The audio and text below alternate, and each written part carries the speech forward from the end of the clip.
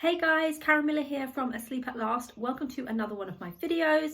For those of you that are new to my channel and are new to me, I am Karen Miller. I am a baby and toddler sleep consultant and I work with newborn babies right through to children age 5.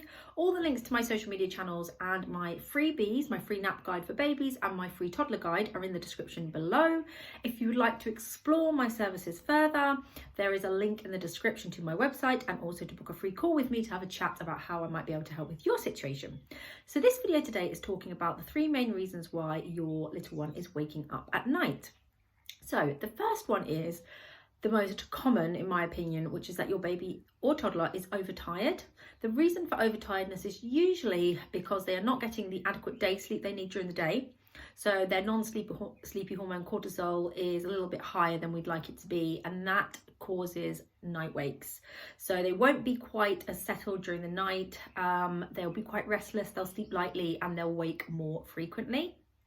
So the thing to do about that is to make sure that your little one is getting the age appropriate naps, which my free guide in the link below can help with. If you don't know how many naps they should be on or what their awake windows are a great way to know when your baby or toddler genuinely needs a sleep, so that you're not guessing or you're not putting them down when they're yawning or when they're rubbing their eyes, which can actually be a bit too late. Some little ones don't show any tired signs either, so it's easier just to use the awake windows, and you've got a better chance of them settling to sleep quickly and sleeping for longer as well, because usually babies that awaken frequently at night are also having really short naps, because you're kind of on this overtired cycle, this overtired loop, and it keeps going around and around, and then you end up with early morning wakes as well as frequent night wakes. So have a look at the awake windows, make sure that they're getting the day sleep that they need for their age. The second reason for frequent night wakes is undertiredness. And this is something that a lot of people are not aware of. And undertiredness is where your baby's having too much day sleep. And granted, this is not as frequent as the overtiredness, but it does happen. So you might get a toddler that is still being given a nap when actually they don't need the nap anymore. So maybe they're around 2.5.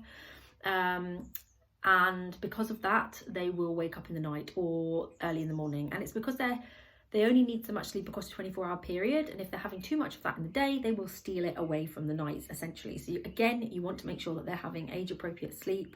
To do this, you need to, make yourself familiar with the awake windows and the day naps that they need for their age, and decide whether or not they might be in the middle of needing to drop a nap as well. So babies drop naps at different ages, and various naps can go at different times, so you need to be aware of which transition your little one needs to make, because allowing them to have a nap when they don't necessarily need it can cause them to wake frequently in the night and be wide awake. The main difference between over and undertiredness is that if they're over tired, they tend to wake up really, really grumpy straight away, screaming, crying, really hard to settle back to sleep.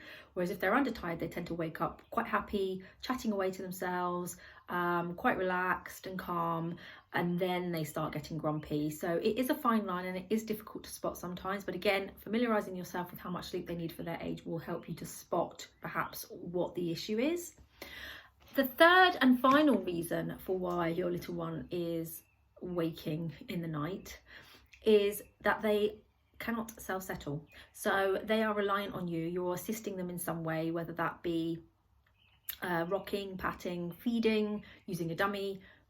There'll be something that you're doing to get them to sleep, and they are now reliant on that every time they wake from a sleep cycle, which is every 2 hours at night and 30 to 40 minutes during the day. The answer to this is to remove that assistance, so that they can link those sleep cycles themselves, and that increases their chances of being able to sleep through the night. Now, this is further complicated obviously by feeds. If you've got a little one that is genuinely hungry in the night, they will need feeds, obviously. A hungry baby will not sleep through the night. However, it's perfectly possible to have a baby that sleeps through the night broken by feeds. And you want to make sure that the feeds that you're giving them are genuine hunger versus comfort. If your baby is over 4 months old and they're of a healthy weight and they're thriving, there is no real reason why they would need night feeds.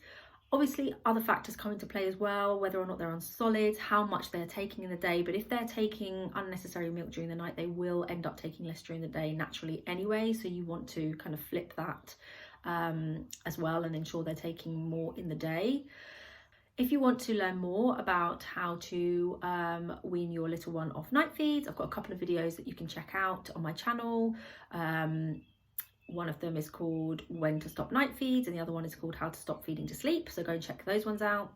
But generally, yeah, the third reason is because they can't self-settle. So my suggestion to you would be to pick a method that you're comfortable with, be consistent with it for a couple of weeks, and teach them to sleep independently, and they will then sleep through the night because they'll no longer be waking looking for you.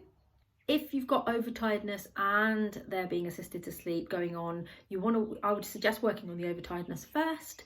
So get them on their age appropriate naps and get them on a regular schedule. If you want some more detailed nap and feed guides, I do have routine guides available for purchase for £10 off my website. Link to that in the description as well.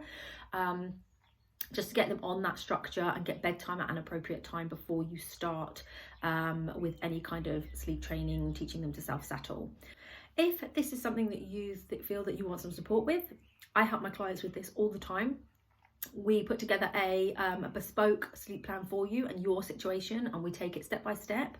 I also offer you a suitable settling method, and we work together consistently and constantly daily via WhatsApp text message to help you to implement the changes over the course of 4 weeks. If you're interested in finding out more, the link to my website is in the description, or you can book a free call with me and we can jump on the call and have a chat about your situation and what that might look like. So yeah, please do get in touch if you want some further help. I hope you enjoyed that video. Please hit like if you did, and thank you very much for listening.